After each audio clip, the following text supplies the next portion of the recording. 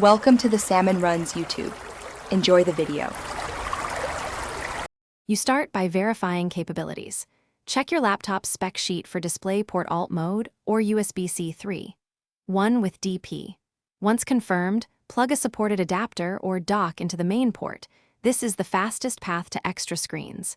Install or update GPU drivers now. Drivers control multi-display behavior.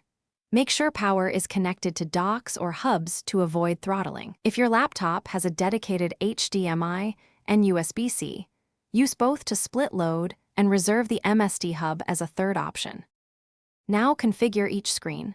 Open your operating system, display panel, and identify monitors, then drag them into the physical layout.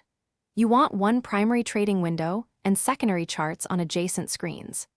Adjust scaling and refresh rates via the GPU control panel so text and indicators match.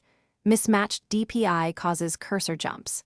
If using an MSD hub or daisy chain, enable MSD in monitor OSDs and confirm cable quality. Cheap cables cause disconnects.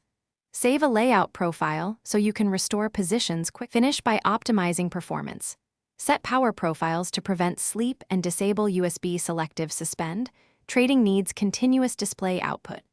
Arrange windows using snapping tools and test full screen platforms to ensure no overlays are clipped. If a monitor drops, first swap cables and ports to isolate the fault, then update monitor firmware and GPU drivers.